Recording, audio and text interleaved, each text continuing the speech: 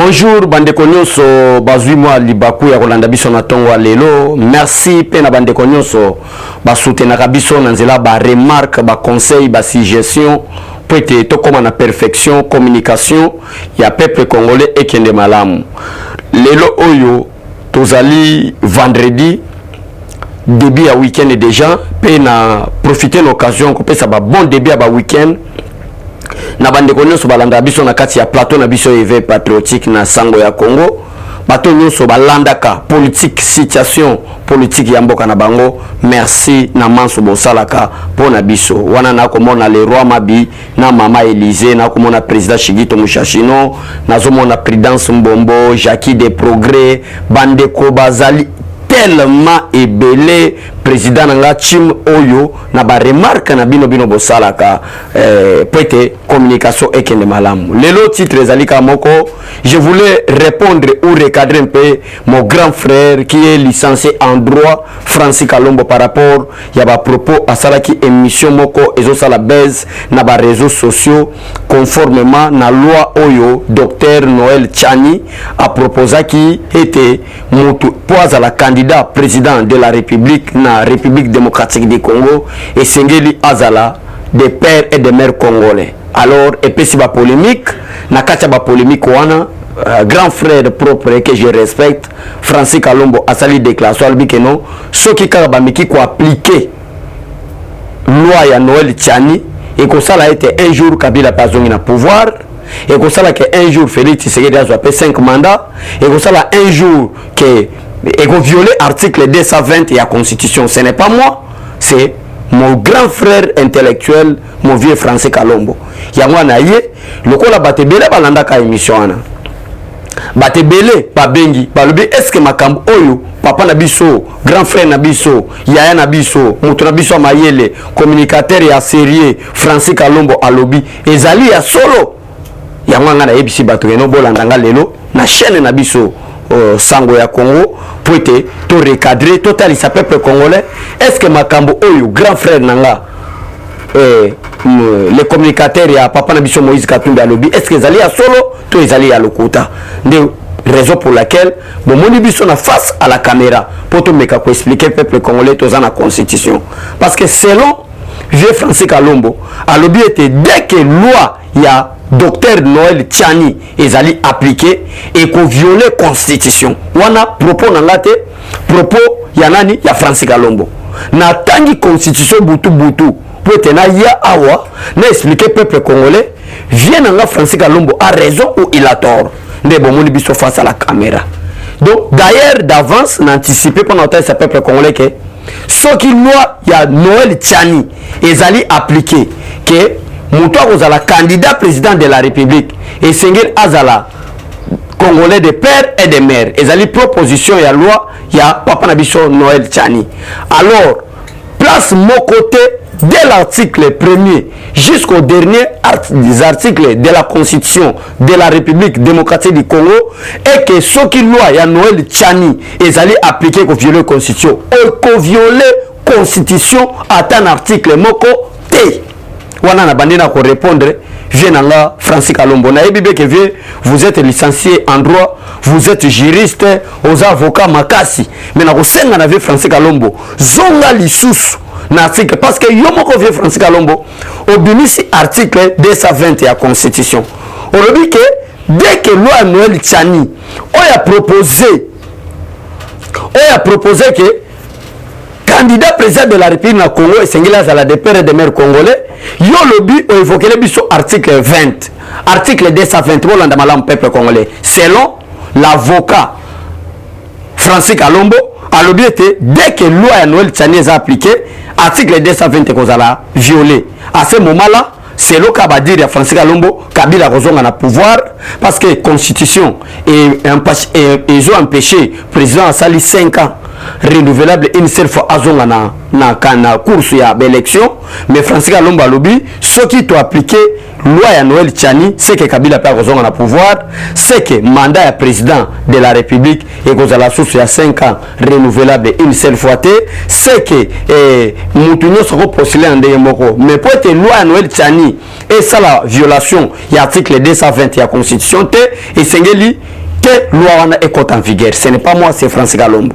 De yangwana lelo na yena article 220 place oyo je Francis Kalombo a lobby qui est violé. Bolanda ce que est violé le place ni. Article 220 totanga ngona po bino mo bolanda. Po biso so to bandi to banda ko attaquer na ba missile non conventionnel. Na su vraiment ba bombe na ba grenade na tsango liboso avec Francis Kalombo batwa lobake abecho les dossiers. Alors le quoi nous faisons la politique. Politique est basée na débat moko scientifique, débat moko intellectuel. Totanga nanu na bandeko balinga kabiso, na ba oba finga kabiso. Bino mo bomona na nazana raison. Nous on n'est pas les avocats mais nous sommes peuple congolais qui défend notre territoire, qui défend notre peuple, qui défend les programmes de notre président de la République. Tout ça, bah juriste. Mais pour voir bah juriste, au bataille na classe, bazana interprétation erronée à la constitution et zo salanga pasiming. D'abord cette constitution et ça les mis pour na ba congolais. La constitution de la République démocratique du Congo et zo concerné kaka ba congolais. Oh la constitution ya Rwanda té. Oh, la constitution, il y a Allemagne, il y a France, il y a États-Unis. Oh, il y a la constitution, il y a République démocratique du Congo. Et Talika Congo n'a pas congolais. Premièrement, et c'est le peuple congolais et le qu'on a retenir que constitution n'a pas de même rapport expliquer bateau.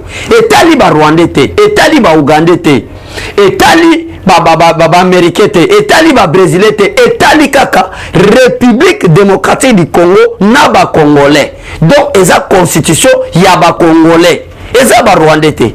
Mais je suis tellement étonné de voir les grands avocats Mayele.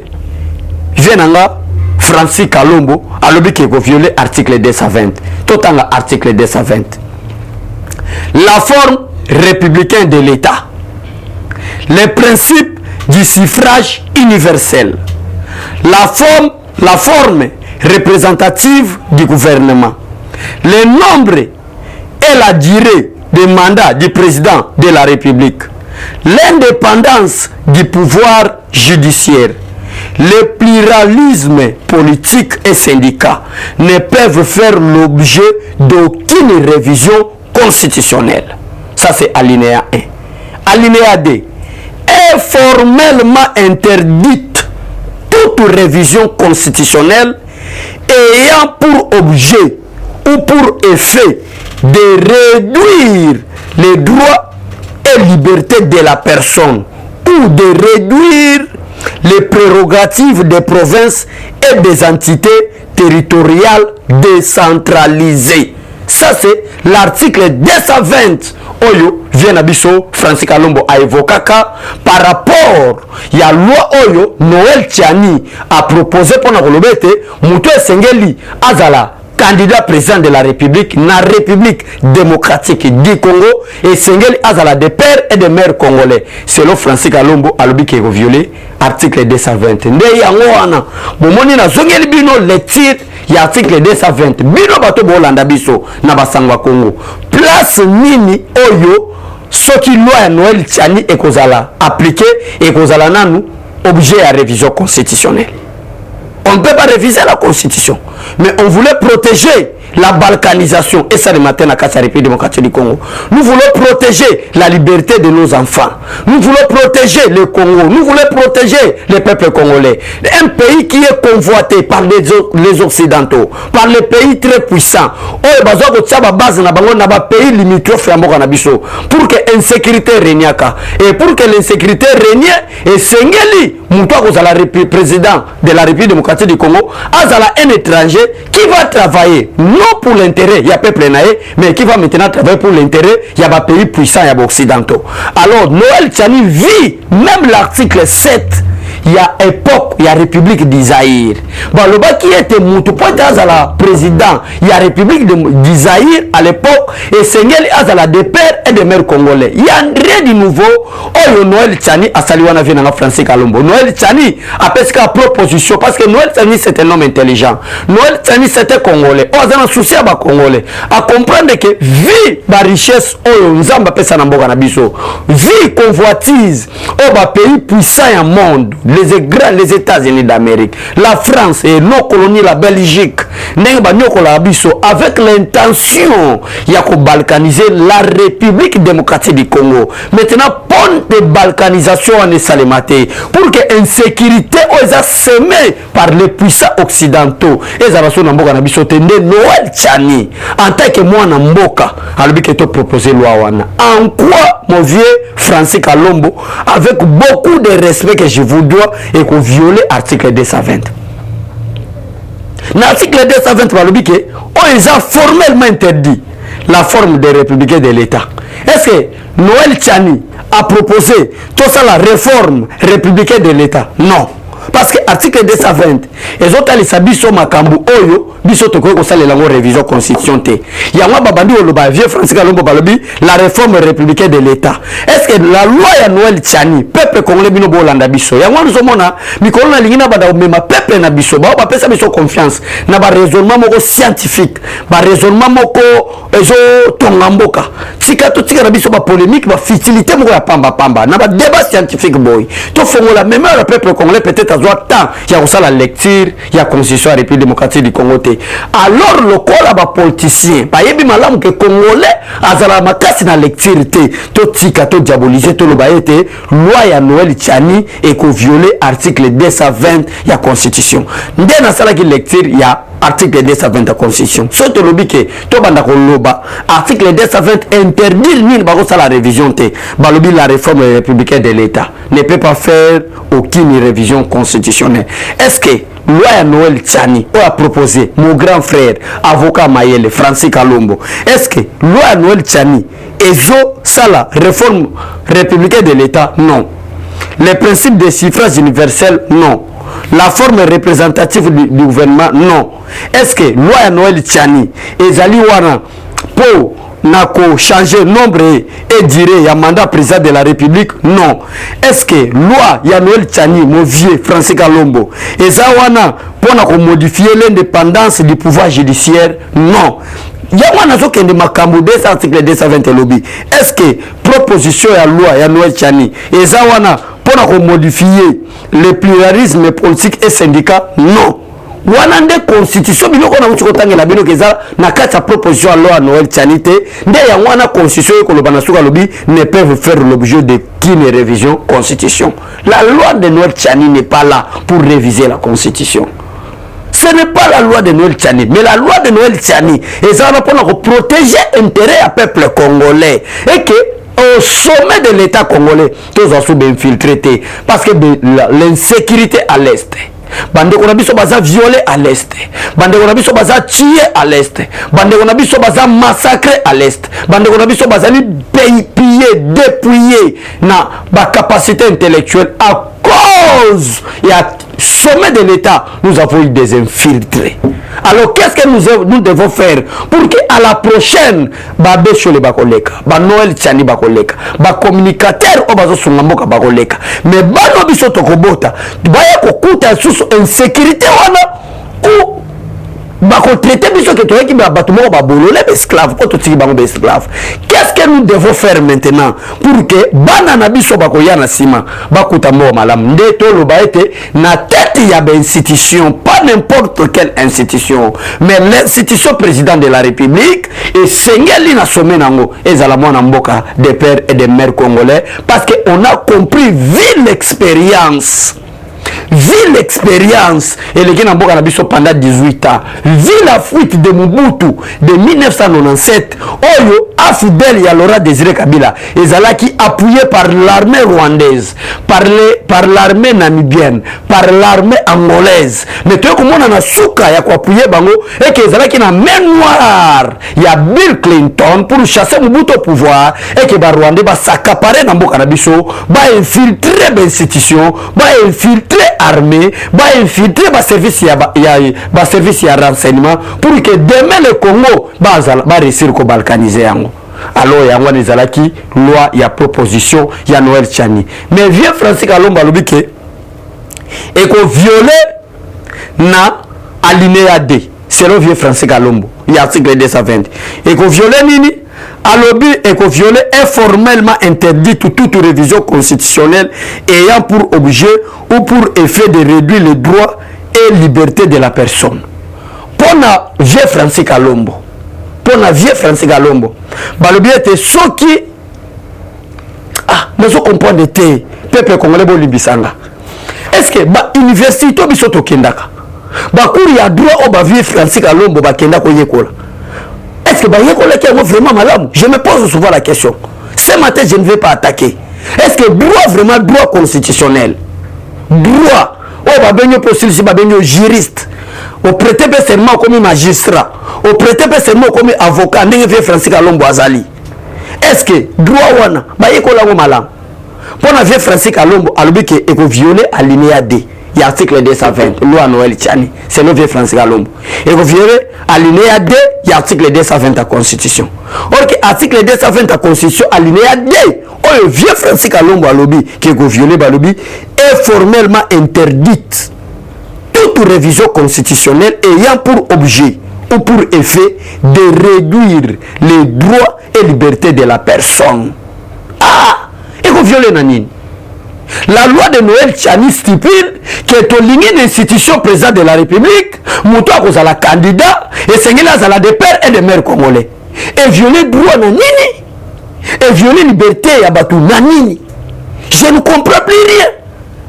Je comprends de ce côté. Moutou a passé proposition à loi. Alors, vu l'infiltration à la République démocratique du Congo, vu le non-recensement et identification à peuple congolais, tu sais pas ni malamu pour protéger l'intérêt à Mabélé Nabiso, pour protéger l'intérêt à peuple Nabiso, pour protéger l'intérêt à la richesse Nabiso, pour que Mboka Nabiso te, na CPLI était institution présidente de la République, Moutou a rejoint Sengela des pères et des mères congolais. Vieux Francis Kalomba vient pour contredire Noël Tchani à l'objet que ceux qui vont être applicable et qu'on viole l'article 220 de la Constitution, n'a pas sur balobi que et qu'on viole droit à Moutou et liberté. En quoi cette loi va violer les droits et la liberté des personnes? En quoi? Mais je suis désolé, mon vieux Francis Kalomba. Avec vous aussi. Et qu'on viole l'article 220. Alinéa D. En quoi cette loi va violer les droits et la liberté des personnes? En quoi? D'ailleurs, la Constitution s'interprète elle-même. L'article 70. L'article 70. Ça, je vais parler, je vais recadrer mon vieux Francis Kalomba un peu. Pour moi, la Constitution, il y a un moment où ils ont s'interprété Makamonae. Article 70. Totanga ngona no totala place nini na hebite na ngomona ngo ba page yango oyo ekomi éparpillé boye zamba sunga vraiment tout mona ngo pour te total sa peuple congolais. Il y a article 220 article 70 article 70 pour mona ke est-ce que makambo biso tozo ki ndoko yekola na ba université tozo yekola ngo pour te mettre en service à peuple congolais. Ou soit tous les colons pour te prouver qu'à Batouke, total à Kelasi. Tout le cas, te prouver Batou, que total à Kelasi. Mais tout le cas, total, ça peuple congolais, intelligence, la mise sur un service. Il y a peuple congolais. Article 70. Et puis, ma condition pour être candidat président de la République. Parce que nous avons violé l'article 220. Nous avons la lecture pour le peuple congolais, nous avons violé. Attends loi article violer l'article 221 na salle bino lecture mais pour le compléter loi Noël Tchani totango na article 72 mon vieux Francis Kalomba balobi nul ne peut être candidat à l'élection du président de la République s'il ne remplit les conditions ci-après. Ce sont des conditions, Mazotia, pour l'intérêt de notre pays, mon vieux Francis Kalombo, pour l'intérêt de notre peuple, mon vieux Francis Kalombo, pour l'intérêt général, pour protéger nos richesses, pour qu'il y ait la paix durable à l'est de la République démocratique du Congo. Cette insécurité est semée par des pays voisins. Je vois bien, mon vieux Francis Kalombo, mon tangi rapport Mamping. Rapport Mamping est tangi même là comme il y a officiel rwandais, bayaki comme massacrer peuple nabiso na partie est de la République démocratique du Congo pour violer, pour tuer et à récompense vazoï baba richesse nabiso. Mon vieux Francis Kalombo. Est-ce que vous comprenez? Qu'est-ce que les militaires rwandais bayaki kosa la nation congolais pour violer nos mamans? C'est à cause de nos richesses. Et à cause de na tête à pays, et Zalaki na bandeko na bango, Zalaki likolo, bandeko na bango que Kabila est au pouvoir, vieux Francis Kalombo. Combien de solutions Kabila proposa pour qu'il y ait la paix? D'ailleurs, on connaît plus loin que pendant que Kabila était au pouvoir, bateau bazalaki causé pour ça la moins effort. Il y a qu'à rétablir la paix. Le col là général Mbouza Mabé, le col là Mama Nundala, et ont été éliminés parce que bazalaki na conscience que Seigneur liba salamine va rétablir la paix na mboka na bango. Mais lelo oyo tout le monde que parce qu'au sommet de l'État, les institutions de l'État, les institutions de la République démocratique du Congo a été infiltré Noël Tchani Azier avec une bonne idée. C'est pour conserver la paix, c'est pour conserver l'unité nationale, c'est pour protéger le peuple congolais. Je Francis Kalombo. Je ils ont violé l'article 220 de la Constitution. Mais l'article 72 de la Constitution est là. Nul ne peut être candidat à l'élection du président de la République s'il ne remplit les conditions ci-après. 1. Posséder la nationalité congolaise d'origine. Ça, c'est la Constitution elle-même. Pour être candidat président de la République, vous devez posséder la nationalité congolaise d'origine. Ça, c'est la Constitution à son article 70. Son article 70.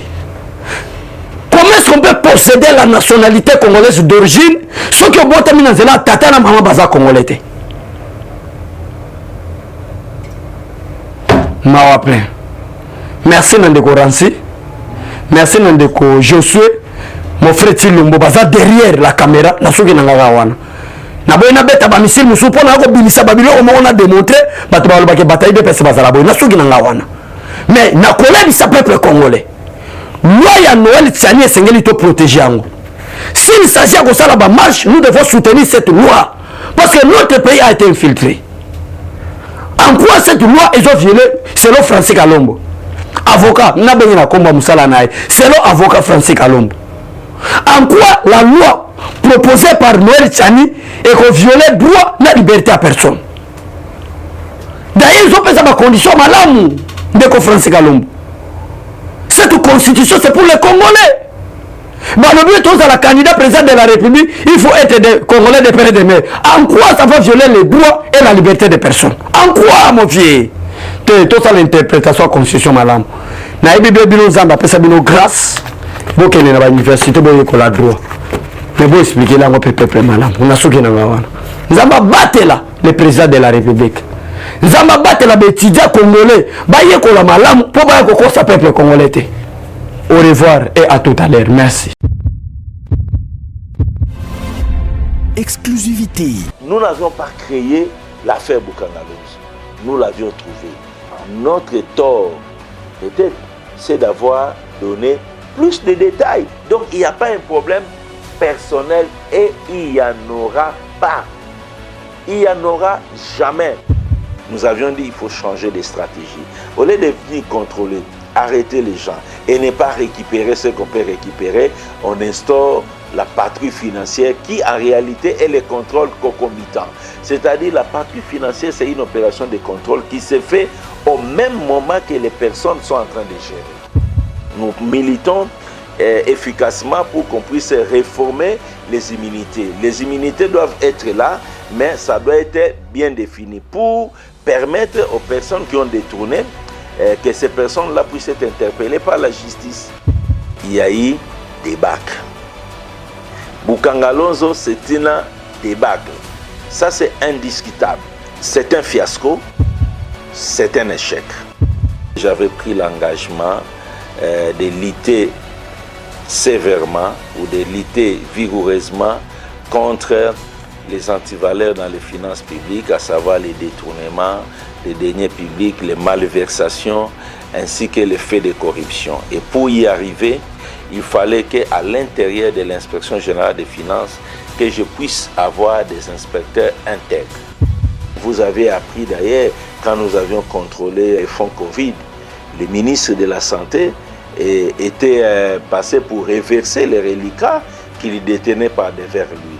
Si nous n'avions pas contrôlé, il n'allait pas reverser.